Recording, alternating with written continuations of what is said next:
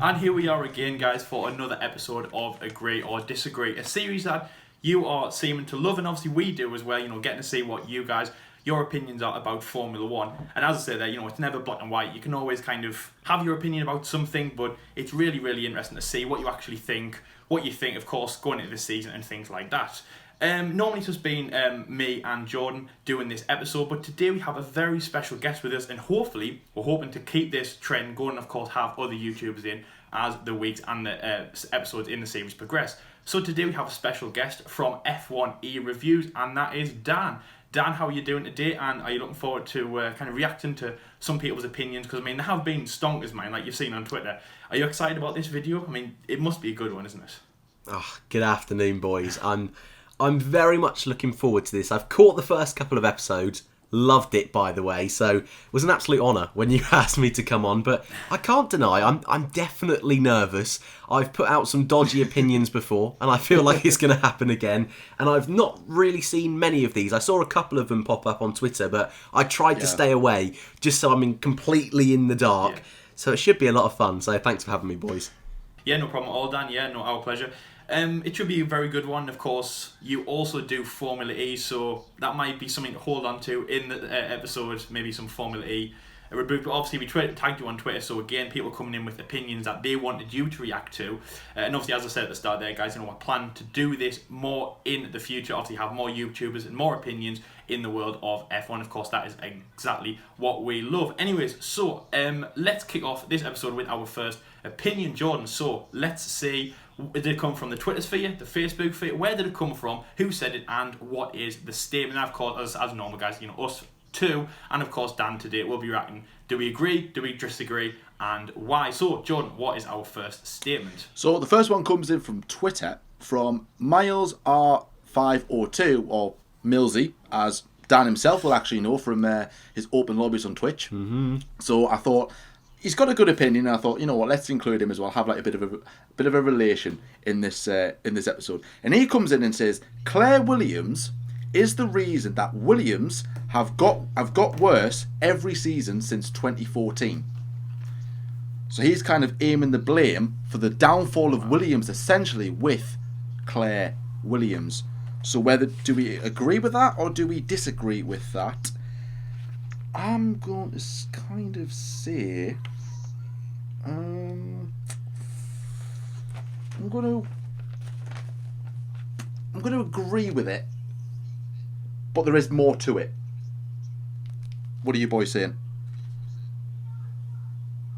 I will disagree with that. I'm a bit on the fence, but I'll start off with disagree. Okay. I'm going to disagree with that as well, because it's not one person. So yes, so obviously passing it forward, Jordan, give your reasons why you agreed. Why did you say? Well, I said agree kind of slightly because I think Claire Williams is partially to blame, but there's definitely other people to blame for this as well, because Williams have been just nowhere essentially. They got like a really good run of form in 2014 to 2016, but you could say that was just pretty much down to the Mercedes power unit. And therefore, and you can clearly see their downfall from 2014 to 2019. They just got less and less points, fallen down further and further down, and kind of, they started off the hybrid era with two really good drivers, one well-experienced driver in Felipe Massa, and one kind of up-and-coming driver in Valtteri Bottas, a very good, quick finish driver, and kind of nowadays they're going for the pair drivers like your Strolls, your Sirotins, your Latifis. Not necessarily bad drivers, but that's kind of the direction that they're going in. So, financially, that's what they're trying to get pay drivers in. And recently, actually, just as we're recording this, it's announced that Rocket have pulled out of sponsorship for Williams, and the team are looking to potentially sell up to another buyer. So it's really bad times for Williams at the moment, and this is like essentially rock bottom. Really, it's like Williams could literally be leaving the grid for. Is it this season? Is it going to be next season? We'll have to wait and see what happens with that. But that's not the opinion. I think with a team principal, there has to be some sort of leadership. There has to be some sort of responsibility. Like, Claire Williams has been like kind of vocal with that and said, I'm responsible for this. This is this is the family's team essentially. This is not just her taking over, a random team essentially. This is her dad's team. Her dad built this from nothing upwards. And the team's got a really good history in Formula One, and now she's kind of essentially took over, in quotation marks. And there's, like I said, the book stops with her, and like maybe her calls haven't really been the right decision. Maybe she hasn't employed the right people, and just like but like I said, it's not just down to Claire Williams. It's down to a variety of other people's behind the scenes that we don't necessarily see for ourselves. And I think this is pretty much, this day was kind of coming. Maybe they should have maybe let someone else take the reign and see how it would have went. Maybe like 2017, 2018, maybe just get someone else in and see if they could have cleared anything up. But in saying that, it's like Frank Williams is kind of, getting rid of his own daughter, really, which is, hard for any parent to do, I suppose. And that's why we're kind of saying, Stroll could be there for quite a while. And even if Stroll does decide to get removed from the team, which is Racing Point, then that will be a very difficult decision for Lawrence to make. That's his son, it's his flesh and blood at the end of the day, and we don't see that. So unless we could, we become a parent ourselves, then we could relate to that. But no, I think I would agree, like I said, agree with it slightly. Claire Williams has to take some responsibility, but it's not just down to Claire, not just solely down to Claire. Dan, you said disagree. You said you're kind of on the fence with this, but mostly disagree. What's your reasons behind that? I'm definitely on the fence, like you, Jordan. There we go. I think everything's back to normal now. First technical of the day. You'll get used to that with me. It's all good. I agree with a lot of what you said, and I think I am on the fence, but I think the way Millsy has worded the statement, and I love you, Millsy. Please don't take this as a direct hatred, but I think you're right. Claire Williams has to take some of the responsibility. There's no denying that they've gone backwards over the last couple of years.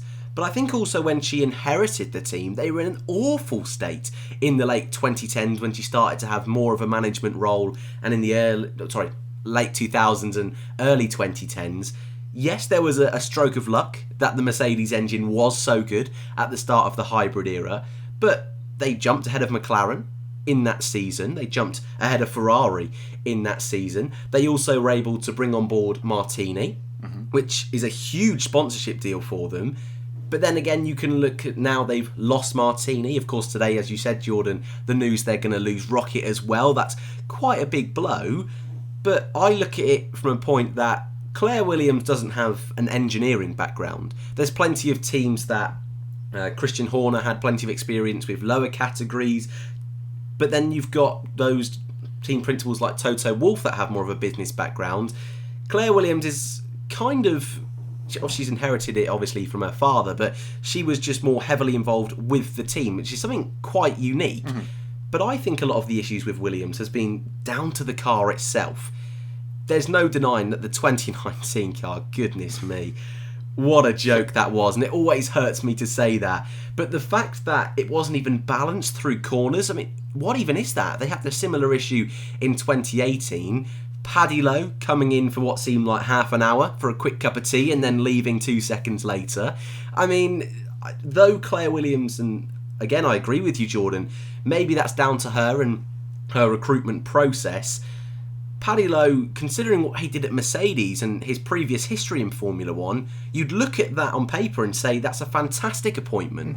So I personally am on the fence, though majority disagree, because I don't know enough about what's happening behind closed doors. If it is Claire taking more of a dictatorship role and she's saying, this is the drivers we want, no, you're not having a voice, we're bringing in Paddy Lowe, and that is that kind of structure, then yeah, I'd happily say it's her fault. But I don't get the vibe that's what she's going for at Williams. And she said many times she wouldn't want the team to be a B team. Yeah. And I think she is very much focused on the team being Williams, having that heritage. And yeah, that's probably been detrimental at times. And I think now with the current climate, they may have to reevaluate that. But I think from the statement saying that it's fully Claire Williams, I disagree with. And I actually think she deserves a little bit more credit for the situation she's in. Yeah, I say disagree as well. The reasons why, I mean, well, firstly, I think since 2014, they had 2 stonkers of a season after the V6 change, which obviously was 2014. I think it was third 2 consecutive third places in the constructors. Really, really strong. I mean, honestly, you watch some of these races from 2014, 2015, and the Williams are up there, battling the Mercedes. Well, sort of, but they're still in that mix. And obviously, sometimes, they can outscore the Red Bulls and outscore the Ferraris and things like that. It really is absolutely crazy. And obviously, when Bottas went to Mercedes, he was massive talk because of how good Williams were at that point. And I wouldn't really say there was anything special. Obviously, yes, as Jordan said there, about the Mercedes, they got the Mercedes power unit on board. I think 2014 was the first time they got it, and of course, as they went from the main mechanical drives of Formula One to the hybrid systems of Formula One. Obviously, Mercedes, as we all know, capitalised on that massively. So, coming off 2 good seasons, in 2016, a bit of a letdown for the season, and that's where, Claire Williams, who at this point, she's still deputy team principal, but of course runs the team, Sir Frank Williams is still involved with the team, she's also got other people underneath her who also run the team, but this is where things started to drop, they started to lose money. I think this is when Martini left the team, and she really started to beat herself up about, am I the person who's causing this? And I want to say a little bit was towards like social media, for example. It's not great, it's not a great influence because everyone was picking on her, poking her, saying she's the reason the team's failing. Of course, it is, as the other 2 guys have said, it's about the other people in the team. I wouldn't say there's anything wrong with Williams. They're just a team at the back. That's the thing. And for all the things that they have to struggle through, the lack of money. So as just on a side note, obviously the 2022 regulations have now just come out, the revised statements about more time in the aero tunnels, and it actually favours the teams that are towards the back of the grid, because the team that finishes in last place get almost double the time as what the top team does. So for example, if Williams finish at the bottom, which they probably will do, Mercedes finish at the top, they'll get a lot more time in the wind tunnel, for example. Of course, now the reduced budget cap, that is well within what Williams should be able to do and capitalise on that. But even now, what they're doing with their lack of funds, we're still in this Bernie Ecclestone era of the teams at the back get less money, and the teams at the front, just keep getting richer. What Williams are doing is, I think they're doing well juggling what little resources they have. They get very little from Mercedes. They get very little from sponsors. They've lost, I think today, obviously, or when this came out, obviously they lost a lot of money. It was around 13-14 billion. I don't know what currency it was in pounds, for example, say. And obviously they lost Rocket, a massive sponsor, something that came in with Robert Kubica last year. Obviously, really big cellular sponsor for them. So again, like when they lost Martini, it's a big blow for the team. But they're doing well with as I said, what she's managing to do is good. And I think out of everyone, because again now you've got to think who would take charge of that team, who's good enough to step up to the plate, and actually no one is apart from Claire, who wanted this job. She didn't just say, yeah, fine, I'll take it. Sir Frank Williams needed someone to take over and I'll take it, and it's my business, and there's no nepotism in it. She wanted to be that lead. She said, I know she said Netflix, you can only take that with a pinch of salt, but she said that she wanted to be in charge of the team. So we know for a fact that she gives everything. And do you know what? I know, again, it's Netflix, you might think it's a little bit kind of swaying your opinion, but from what I've seen from Claire Williams and what I've read, and obviously what I've seen, every weekend when we've had racing last year, I think that she does want it. I think that she gives everything she can. And as I just said, I think she does well with what little resources she has. Of course, it's now going down. Williams, team at the back, losing even more money. Obviously, now we've got no Formula One. So, yes, Mercedes are losing money, but Williams are losing. They might be losing the same amount, but it's more massive for them because obviously they're a smaller team. They've lost the main sponsor, and their resources are going less and less and less. And the reputation of Claire, especially in the non kind of Williams fans, or the people that understand Formula One less, her respect is going. Why is she running the team? People are joining on the opinion, or she's not good enough. It's kind of like a Wenger out situation, and I think that's forcing Claire to kind of, I don't think she's the reason. She's not the reason why this team is doing badly. I think she's the right person to be in the chair, and I think that if things improve, if things don't improve, it doesn't matter. She is good enough to lead the team, and I think we'll get a vibe when she's ready to leave and when she should be kicked out, but it's definitely not now. And I think that she should stay for the next few years just because she's determined, and she is the team. So very much like Arsene Wenger, and obviously we all know that he left. It was a bad decision that he left. Wenger out. They turned on him very fast, the fans. But I think Claire Williams is good to be in that team. So yes, I disagree with that, and let's keep Claire Williams as the team principal of Williams. So moving on to the next statement, and this comes in from a Doctor Who at A_Doctor_Who. We all love our underscores, as we did last time. Someone pointed out as well, Mr. 50 billion underscores, whoever you're. 50 billion underscores, First off the line. get in the comment section below. That's it. You know who you are. So, he says, Formula, and again, as I said there, guys, at the start, Dan from F1E Reviews, this is a great question for him, as it incorporates Formula E. So, Formula 1 should introduce a system similar to attack mode in Formula E. So, attack mode, and again, Dan will go into a bit more information. Attack mode is basically where it's very much like probably the closest you can get to KERS in Formula E, and of course, more racing in general, because you haven't had that for a long time.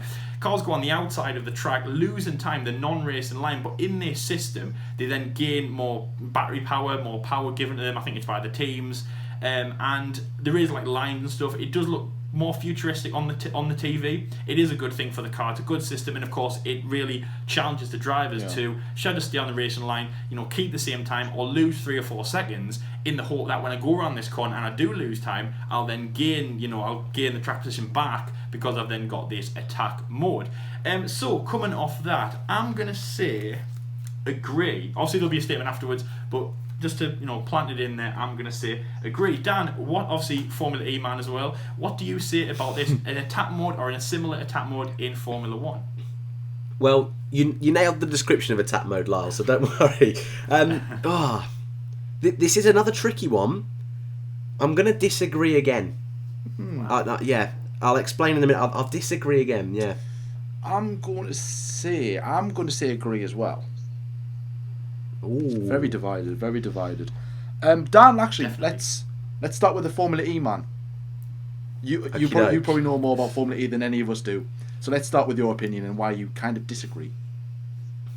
Well, I think it works really well for Formula E. I want to start with that. I think Formula E initially had fan boost, which I do not like fan boost, and just a quick history on that. It's where fans at home can vote for their favourite drivers and they get a speed boost. And it's a whole nother topic for another day. I could be here a long time talking about fan boost. But last season, they introduced attack mode, and like Lyle said, one corner on a circuit, 3 times in a race. They have to go wide and they get an extra boost of horsepower, of electricity, so they can go quicker, blah, blah, blah, blah. That's the layman's terms for it. And for Formula E, it works brilliant because all of the circuits are street circuits and most of them are difficult to overtake. And in the past, it was always that Formula E is great, there's plenty of crashes, there's lots of storylines going on, plenty of people can win, but overtaking was a big negative of the series. And I think attack mode has really spiced that element up, and I really enjoy it. But I'm aware it's a gimmick, and when I personally watch Formula E, and any form of racing that is, I do prefer the overtakes and the dramatic moments that don't involve driver aids. That's kind of just my personal preference. And I think to bring that to Formula 1, looking at the uproar DRS still has, and I mean, I suppose for a lot of Formula 1 fans, DRS just has always been in Formula 1. I think for us guys, there was a time where DRS wasn't. Yeah. But I think to bring it to Formula 1, a system like that, if DRS people aren't happy about and are crying about still to this day, I think adding something like that is not what we need. I think it'd be a lot of fun, and if they did add it, I wouldn't be upset myself, and I think often, as long as we try something, that's fine. But I think to keep it in the long term, I would rather see Formula 1 kind of take a backward step and have cars that can overtake naturally, rather than having to get out of the way. Imagine Monaco, for example, last year, where Hamilton was leading, Verstappen behind. Imagine if Hamilton had to get out of the way. He was struggling on his tyres and Verstappen won that way. I'd kind of feel a little bit cheated as a fan, if I'm personally honest. It would work in some situations, like it certainly has with Formula E, and I think for the moment, while they're 2 separate series, I think it's nice to have a bit of a mix between the two. I don't really want them being particularly similar. But for Formula 1, I think the amount of uproar it would cause, the amount of investment into the technology for putting that into the engines, considering that Formula 1's trying to save so much money at the moment, it's not for me. I don't think it's worth it. Yeah. I think that, well, firstly, Dan, I thought you were going to say about kind of finding space in Monaco to do the attack mode. Actually, I'd love to do that anyway. But Yeah. So yeah, anyway, with my view on this is, and I was saying this, I've said this quite a few times. I do like a bit of the kind of quirky things that can be added into Formula One. It is a good idea. It's not amazing, but it is good. I remember the first ever time I kind of saw it on the TV. In Formula E, it was like, what's this? All the commentators saying you'll go into attack mode, and they had the graphics on there. It really was crazy. It kind of reminded me a little bit of Mario Kart. I don't know if anyone follows. I don't know if anyone is on that kind of vibe, but Mario Kart, you go over like a fast thing and it boosts you forward, but there's no banana peels to slip on. So Dan knows about that, don't you, Dan? I do. I know all too well. And Doctor Who asked the question as well as an avid Mario Karter, I believe. Oh, good. Well, that's why I said it then. So yeah, I do like the idea. Anyways, so I think if this was going to happen, it's very much like a Bernie Ecclestone kind of idea. He's the man who introduced things like double points, sprinklers onto the track, or try to anyways. The banked corners. That's why we went to Indianapolis, for example. He would love the Zandvoort track. This is very much like a Bernie Ecclestone idea. This came right from the Bernie Ecclestone handbook. I don't like the idea of copying, because as Dan said there, we don't want the two formulas to be similar. And of course, a lot of people are kind of, I don't want to say upraged. They're not raged about it, but there's been a lot of talk about not having Formula E and Formula One in the same basket, keeping them similar. Keeping them separate. And yes, if we do attack mode for Formula E and Formula One, it will look like they're getting very, very similar.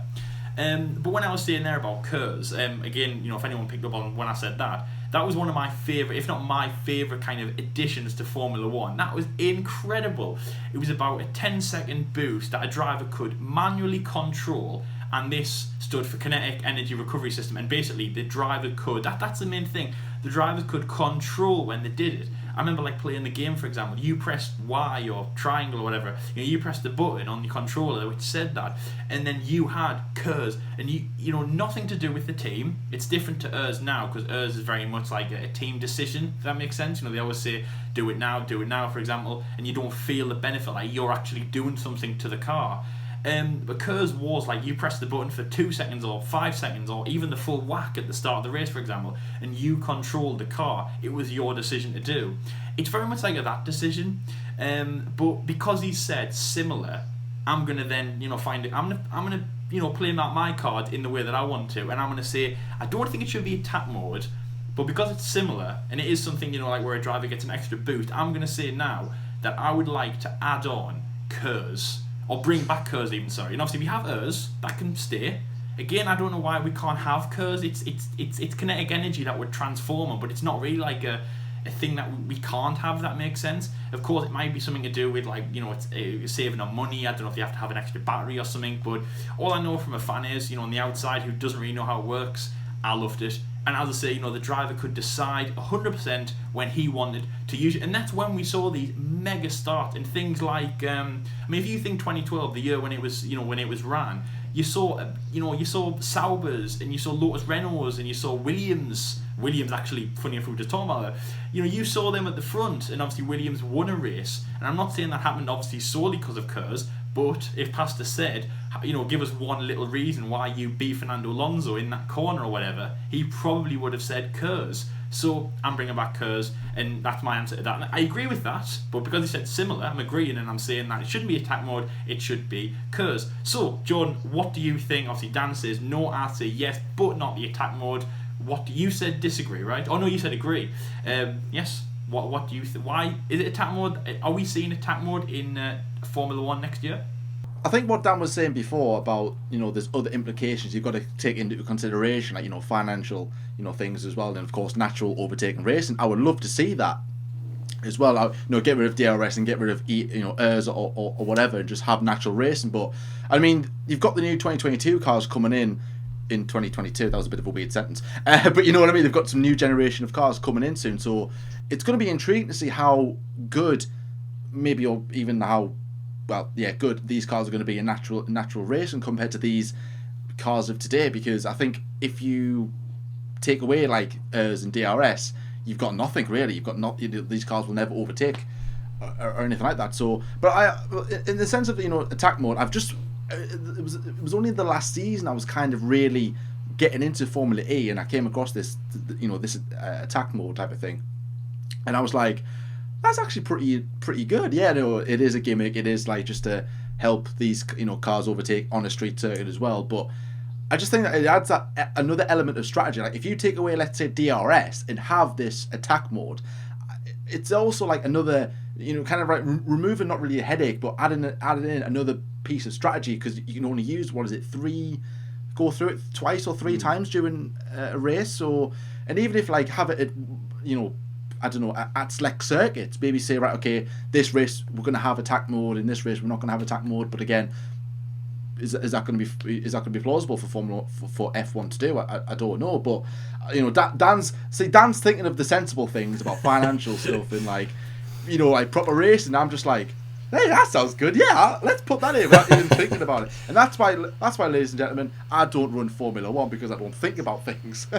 But no. I think there are like downsides to that. But taking that away, I think that it adds that extra piece of strategy, which of course Ferrari will probably no doubt muck up once again. So maybe that, in that sense, it's not a good idea. But jokes aside, no, I think it could be interesting. Like take away ARS or take away DRS, ERS, and have that and just see how it goes. And we still have DRS in the new era of 2022. So we'll fingers crossed that if these cars can't overtake naturally without DRS and artificial helping them out, then could remove it and have natural racing again. So we don't need to consider this.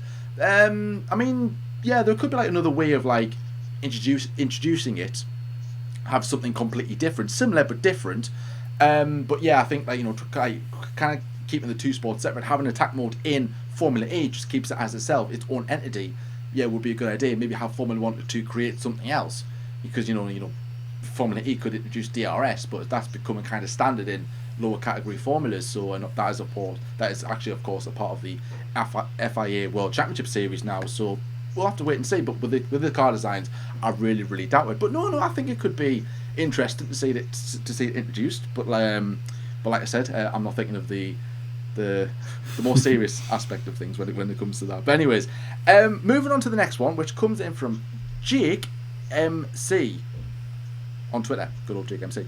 Another Williams related opinion. So this is like kind of almost like a Williams themed episode, which actually comes into account what we kind of said earlier about Rocket leaving Williams, and then of course now they're being put up for sale. So Jake says 2019 Williams livery was very good, and Williams's is the best in the team's history. So he's saying that the Rocket white, red and blue livery was the best that the team has ever had. And not only that, adding on to that, it's also very nice.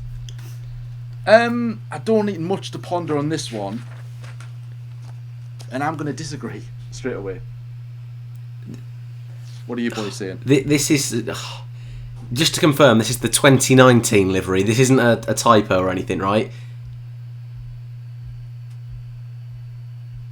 Oh yes, sorry. Okay, yes. That is what you said. I can't believe someone's got that opinion. Oh my goodness me. Big fat disagree. Oh dear. Again, I had a feeling that you'd said 2020. I still would have said disagree. But yeah, it's a massive disagree. So Dan, yeah, I mean, as I say, I don't know why, but I think 2020, like with the what's the toothpaste brand? The red, white and blue. It looked. Can we just agree that 2020's livery looked better than 2019's livery, and that's how we're going to start this episode or this conversation? So we can agree on that. Yeah. But obviously that's not the question. It's like the white and blue, like that sickly horrible colour. So yeah, Dan, why would you disagree? Like we already know, but just tell whoever asked that question why his opinion is stupid. Oh my! Again, I could be here for hours. I don't understand why people like it. I'll start off by saying it's rubbish, and I'll talk about in a second about why it's 100% not the team's best livery. That's for sure. But the fact that a car uses a fade and gradients is disgusting enough. The fact that the Rocket logo is just slapped with no care is just frustrating. But the bit that always winds me up the most is the nose. And I know we don't have any images up on screen, but my goodness me, there's this really silly little blue gradient on the nose, which just points to me to the fact that they just couldn't be bothered. I mean, if you'd have told me Claire Williams had given it to one of their children to design the car, first of all, I'd have a little bit more sympathy, and I would believe it. But I would still say it was rubbish. I wouldn't care if it was done by a child or not. It is absolutely abysmal. And yeah, it must have been a big blow for them, losing Martini. And that was one of my favourites of the last decade. One of my favourites of all time. I think it's so clean, so smart, so lovely. Losing them, it was always going to be difficult to live up to that livery. But 2019 certainly was not that.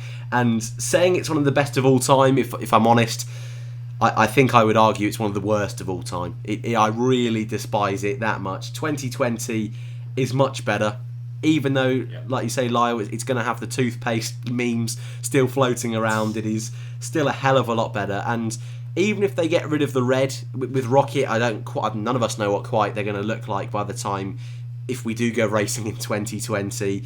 But 19, I've said my piece. It's a load of rubbish.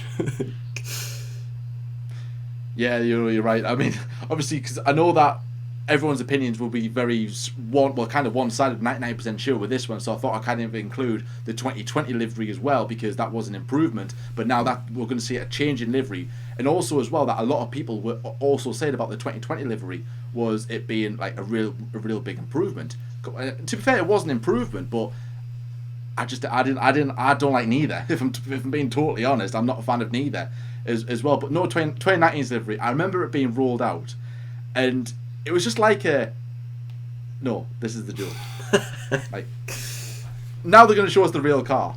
Like, no, this is, or you're probably just going, oh, this is a nice testing livery. Yeah, I like this. And you rock up to Melbourne, they're like, oh, this is the livery. Oh. No, it was absolutely horrible. I think he might be taking the mick with this, but then again, if you do think that is the best livery of all time, then you stick by that opinion. Just don't post on Twitter again. Whatever you do, just avoid social media. That's my advice. But if you think it's a good livery, then you stick by it. Don't listen to us pointless opinions as well about it. But no, the Martini livery it's an iconic livery in Formula One. Not only F1. But racing in general, with other categories of not just Formula One, but endurance racing, and all that.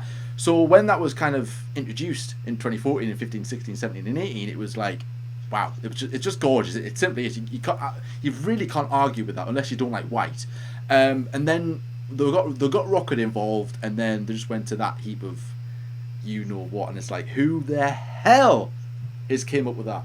But then I'm also going to introduce 2020's livery as well on top of that, because I just wish that they went with one colour, because you've got half the car's red and half the car is obviously it's mainly white, but half the rear of it is red and the front of it is like blue on the outline of the front wing and the nose cone. And I'm just like, just pick one, any one you want. Don't have both. I would prefer blue and white than red and white for obvious reasons, but I would prefer to have it just one plain colour at the end of the day. And Williams' liveries have just went down to my standards. But now they've got rid of Rocket. Now Rocket aren't going to be on the car.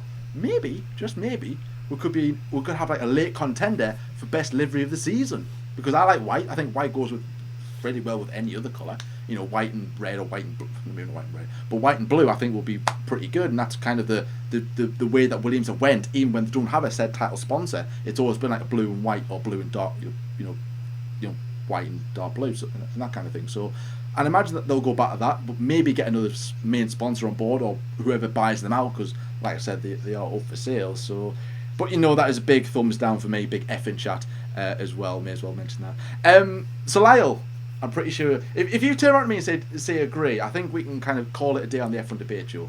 If you're going to change your mind. No, I'd never say agree. No, of course not. I think the thing that I got out with that is the fact that he says the best livery of all time for Williams. Now, I mean, I'm not saying that I love the old style liveries, but I mean, obviously, of course, like you've got to think about some of the older style racing colours. But actually, as you said there, John, you know, blue and white has been really the pinnacle colours of Williams, you know, in the olden days. You know, you think those were the Rossman days, you know, when Ayrton Senna drove the car and things like that. Of course, Damon Hill, for example, and obviously going through, you know, building up to the ultimate time when Paston won his race. But one of my favourite liveries of Williams is, and again it incorporates the blue and white, is probably the 2014 kind of colours. So of course you had the Martini on board, but then when you got to the races such as Bahrain, Abu Dhabi, that you couldn't have alcohol sponsorship on, then it just became a standard Williams car, you know, where it was fully white and then had these, you know, kind of fade like light blue kind of colours on the side, a bit like, you know, like the lines Pennywise has. And it just looked really good, you know, pretty simple. It had obviously some sponsors on the side like Ramstad and AT&T. It had just, that was just pretty standard. Apart from, on top of that, you know, it just looked like a good, clean cut car. It was really nice. And then as we said there, you know, not much to say about 2019's car, just absolutely horrible. But that's the thing though, like, I don't know who designed the car. It might have been, and my guess is it probably was. So when Rocket were on board, and also it was RLN as well, they had an input on the car. I don't know if it was designed, but of course they were a sponsor of Williams, along with obviously Robert Kubica, who now went to Alpha, and obviously he brought RLN with him. I've got a feeling it was Rocket. I don't know, I think they've probably designed the car, because obviously Rocket, I think they're a cell company in America who, you know, are not really into Formula 1. I think one of them designed it. They have to. Whoever designed that car, as Dan said there, a child. But my guess is has to be someone who just did not get the concept. We will never know, because that guy will never either come Formula forward. 1 or like design in general. Because I could probably go to a cricket ground and say, white on top of white, you're wearing all white. That looks good. I'm not going to go and design it and go, right, I think you should come out with pink and purple and then some blue and then, you know, like, they look good in white. So yeah, it has to be someone designed that car who did not like Formula 1 or anything nice in the world, and that was it. 2020, it can only get better, you know. For Formula 1 side, I do like the red on the car. It did look a bit good. I think it just tied it all together. Like, as I say, you know, the blue, the light blue and the white, it looked like the car was a little bit washed out. So the red, you know, and it was quite darkish red as well. That kind of tied it all together a little bit, you know, like. But I think they could do a bit more of a better job. You know, I think they've got rid of the fade. Again, you know, it's been a very long time since I've actually seen the cars. But if you just did like a blue line, you know, like a blue wavy, like a Pennywise line, as I said before, have the full car white, then two lines, squiggly lines, you know, blue and then red. But keep the car white, keep the nose white. Then we are on, and maybe like a black rear wing where it just says Rocket, but you know, none of this like curved Rocket, just say it like, you know, they wouldn't say Rocket, whether they've just kicked them out, haven't they? You know, whoever the new sponsor's going to be, will have it, you know, on the back line. But yeah, just really, you know, they've got to get the head round this design thing, and that is a stupid opinion. I know we shouldn't say opinions are stupid, but I'm going to say it's stupid. Come on, whoever said that. Right, anyway, let's move on to a bit of a better statement, and this is one I think is going to be a very good scratchy heady, and that is it came in from J Source or _ Drifting Wolf 19. Again, someone who's been quite prevalent on our channel quite recently. Like a wolf, you just come out of nowhere. So anyway, he says Daniel Ricciardo was the reason Sebastian Vettel left Red Bull, because Seb couldn't handle the pressure of having a younger driver better than him. Of course, just to clarify, Daniel Ricciardo, young Australian driver, replaced Mark Webber. He won 3 races. Seb, the reigning world champion, won none. You know, that's massive to say, none the least. So to that statement, I'm going to say the reason he left, I'm going to say, it's going to be a long story, of course, behind this, but I'm going to say agree. Dan, what do you think?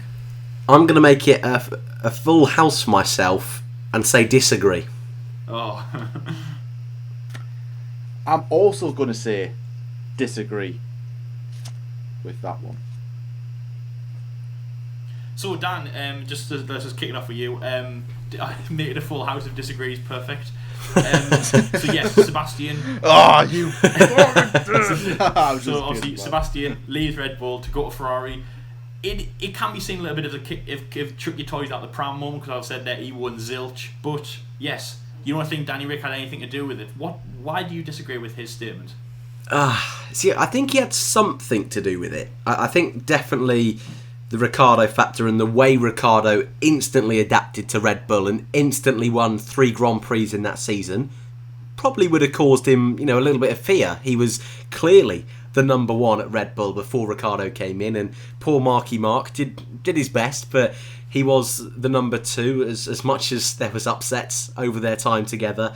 Vettel was clearly the main man they were looking for, and Ricciardo came in, and I think initially the plan was for Vettel to still be the number 1, and I don't think Red Bull were quite prepared for Ricciardo to be as good as he was in 2014. But whilst I've always thought, that certainly would have been on Vettel's mind, I've always kind of attributed the move to the fact that it was Alonso who was struggling so much at Ferrari. There had been so much upsets at Ferrari, and Vettel always wanted to go to Ferrari, and a seat was available. And for Seb at the time, he'd won 4 world titles with Red Bull.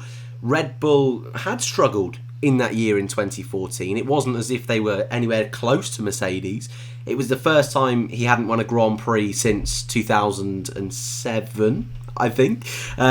So certainly he would have been questioning whether it was worth the risk to go to Ferrari or Red Bull. And I would argue that the risk has paid off in the long term. I know that's not the debate here today, but I think certainly he would have wanted to move at some point in his career. And if Vettel didn't move to Ferrari at the time and replace Alonso, very easily it could have been a Lewis Hamilton going to a Ferrari, or I'm trying to think of another driver at the time.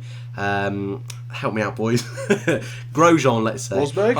Anyway, it could have been another driver who stayed long term, is what I'm trying to say. And Vettel never potentially could have got that opportunity to go. So I think when Ferrari come knocking, you always have to take it seriously. And for Vettel at the time, I think it all lined up quite nicely. So I often attribute it to Alonso and his fallout to Ferrari, rather than it being the threat of Ricciardo to Vettel at Red Bull. Yeah, like my opinion is kind of similar to Dan's. I mean, I remember at the time when I didn't think of much, which to be fair, I still don't think of much today. But you know what I mean. Hear me out.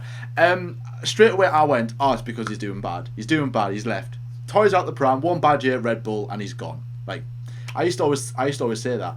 But then, like, you kind of come to sense, which I do have, guys, and you kind of go, well. I've always said, when Ferrari come calling, like what Dan said, when Ferrari come calling, you don't really turn it down. It's Ferrari. It's the big seat in Formula 1. It's the seat that everybody dreams about, whether you're a Ferrari fan or not. Like, growing up in Formula 1, you always look, it's always Ferrari.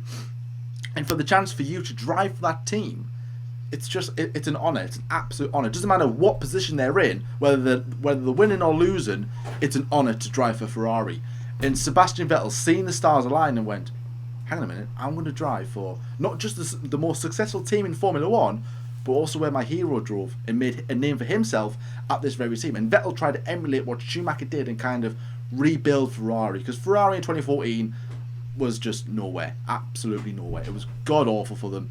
And 2015 was a real improvement, and you can see that, okay, maybe it's not going to happen overnight. It's going to take a long time, because Mercedes at the time, despite Ferrari winning 3 races, Mercedes was still well out in front. And you're like, it's going to take a number of years for them to kind of close up. But no, like, I also think that there would have been talks throughout the course of the season. Like, Vettel would have known that Alonso is looking for possibly a way out, or even Ferrari are looking for another driver. Like I said, the relationship between Ferrari and Alonso, it did turn sour. Alonso wasn't happy with the direction the team were going in. 2014 was a horrible year, so he was looking for a way out, like, where do I go? And it was pretty much one of the worst kept secrets, really, that Alonso was going to go to McLaren. But it was Vettel that announced he was leaving Red Bull first, and then it was like, well, where's he going to be going? And then I think it went to Vettel going to Ferrari, then Alonso going to McLaren. I think that's the routine it went to. So once Vettel heard, Vettel was leaving Red Bull, it was like, well, he's not leaving Formula 1, so where's he going? Mercedes are pretty much secure. It has to be Ferrari. So who's he going to replace? Well, they've just brought back Raikkonen, so it has to be Fernando Alonso. And you know what I mean? So, and even if the seat wasn't available and Alonso, let's say, stayed for another year or whatever, then Vettel would have stayed at Red Bull. He wouldn't have left unless the seat of Mercedes came calling up, which I very much doubted it at the time. Mercedes were kind of secure. So it was pretty much known from the day dot. If you were really big into F1 at the time, in the news stories, that you knew essentially that Vettel was going to Ferrari. But I think that was the main thing as to why he did leave Red Bull in the first place. So yeah, I mean, he did lose out of Ricciardo, which wouldn't have helped the situation. If he was winning and then went to Ferrari and then got offered to go to Ferrari, I still think he would have left. He would have left to go to Ferrari at the time. Even if he was leading the championship, still winning with Red Bull, I still think he would have left the team to go to Ferrari. New challenge, it's Ferrari, and let's see what we can do. Lyle, what you saying? What's your opinion? Well, I always say that. So Sebastian Vettel, I mean, I can't really say what was his worst year, but a lot of people say his worst year was 2016. He wasn't in the right mindset. Obviously, he had a few crashes at the start with Danny Kvyat, but just wasn't. Sebastian just was not working with that car. Obviously, Kimi wasn't as well, and that car was utter crap. I think Vettel outscored Raikkonen in that season, as he always does, but it was very, very close. Raikkonen just seemed to have a little bit of a better hold on that car. There was just something not right with Vettel in 2016, but I say that 2014 is Vettel's year, the one that just I hate. To be honest, it's Vettel's worst year. That's my opinion. Because, and again, you can react to that if you want in the comment section, disagree or agree. But my worst season for Sebastian was 2014. Obviously, this is a man, me. This is a person who, I loved, I adored for, obviously 4 years while he was winning my team, constructors and drivers. And again, I think that's one of the reasons why I didn't and I couldn't follow him to Ferrari, and that's why I've stuck with Red Bull and I've been there ever since. I think if something played differently, and for example, as Jordan used that example there, if Sebastian, for example, he won 5 or he won many, many races in 2014 and then went to Ferrari, I might have then gone, do you know what, I tell you what, I'm going to follow Sebastian over, because again, I've been a fan of him for so long. But I stayed with the team. Obviously, he did so much for us. He was the man. He was basically the man on the hill on his own, and the team were built around Sebastian. They built a house around Sebastian, brick by brick. He ran that team. He knew what he wanted, and then he saw someone like Danny Ricciardo, young guns coming in and just destroying all of that. When he left, obviously, as Jordan said there, the main thing, he decided to leave before Fernando left, and obviously before talks broke down with Ferrari. And again, when that conversation came around, he used all the talk about, Michael Schumacher drove for the team. I've always wanted to race for Ferrari. Obviously, fair enough. Of course, that's exactly true. Fellow German Michael Schumacher, your hero. He apparently had 3 Michaels on his wall as a kid: Michael Jackson, Michael Jordan, and of course Michael Schumacher. And of course, that's just no lie. When Ferrari come, you answer the phone. But I think he used that just a little bit too much as an excuse. And the excuse was that I left the team because A, I wasn't happy about how it was being ran, and B, yes, because of his teammate. Of course, yes, he can beat Daniel Ricciardo over the long run. The next few years might have paid out differently. And as we know, Daniel Ricciardo, I mean, he had a great year in 2014, but then 2015, 2016 came along and he struggled. He had, a bad year. I think he had a win in 2015 and he had 1 win in 2016, which again came at the end of the year when he was getting a bit hot under the collar, because obviously his younger teammate, Max Verstappen, won in Spain. So obviously it was another 10 race, I think it was, before Danny Rick actually won. So yes, it shows that it can get under your collar and it can get hard, but Sebastian Vettel would have beaten Ricciardo over the long run. But in that short space of time, I just don't think Sebastian could have taken it. I mean, you think about it, you are like the main guy, you are you're the most talked about guy on the grid, in the paddock. You cannot be beaten in anything you do. You are the reigning world champion. And somebody like Danny Ricciardo comes along and beats you. It's like, I don't think, he never blamed Danny Rick. He never turned to the Australian and said, "You're too fast, I hate you for that." Because, I think Danny Ricciardo, of course he was within his right to do that, of course he is. But, he beat Sebastian on pace in that year, and as I just said that, he would have caught up to him and beaten him in the years to come. I think it was mainly because of what Red Bull gave Ricciardo and what they weren't giving to Sebastian. So there's something in Sebastian's mind that just went. It just clicked. It just flipped. It just went, Red Bull aren't the team. They aren't the team that they used to be anymore. If anything, it was a little bit selfish, I reckon, because Sebastian just thought, I need to be winning. The team needs to give me 110% of its resources or I'm walking. And I think when they found out that they were giving Danny Rick, even if it's 80-20, they were still giving Daniel Ricciardo that 20% that Sebastian needed and he demanded. And that's what he was getting over Mark. And obviously, again, that's why Mark Webber is a better driver than what a lot of people think, because he battled against Sebastian Vettel, who, Mark probably had nothing in that team. Daniel Ricciardo was getting things off that team. The team was changing. Rocky went, to the backfield, and Christian Horner started to have a bit more of an open mind about Daniel Ricciardo. I think also at this point they were a little bit struggling with the junior program, so that's why it opened up. It was more kind of happy towards its younger drivers, and of course that's why Fiat came in a year later. When Sebastian realised that the team weren't giving him what he had in the previous year, when he won, I think he won about 13 races in that year, obviously 7 in a row towards the end, incredible run of form, that's when he left. So the grey part is because he left Red Bull, but in turn that also is because of Daniel Ricciardo's pace. He was a lightning driver. He came out of the blocks ready to go. And I think that's why the team gave him all he needed. I think, okay, fair enough. Maybe the first few races it was more Sebastian, or mostly Sebastian. When Canada came around, when it was probably about 90-10, and Daniel Ricciardo won the race, and Sebastian, I think he was on the podium for a few times, but nothing special. That's when the team went, right, okay, what are we going to do?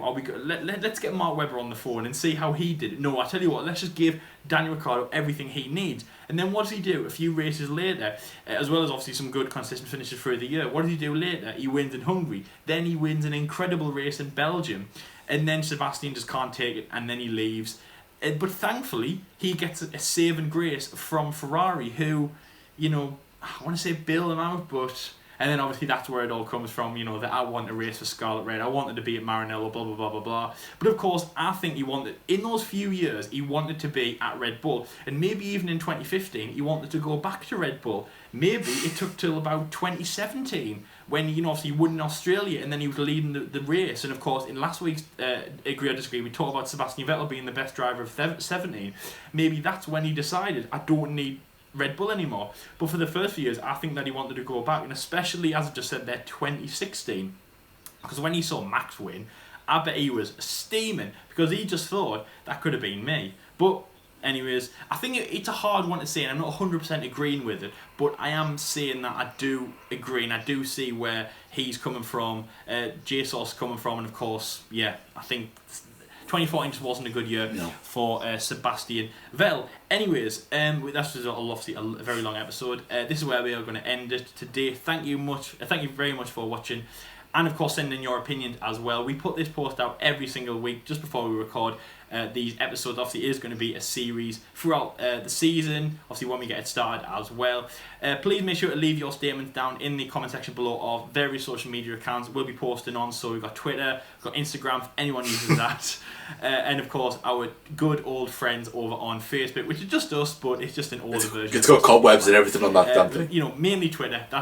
And of course, obviously YouTube as well. We'll put it out on YouTube, and also you can leave it in this comments box of this episode. Also, please leave your comments about, do you agree or do you disagree about our statements that we've read out, of course the main four, and anything else that we've mentioned in this episode. For example, I'll let slide 2014 was the worst year for Sebastian Vettel, so what do you guys think about that?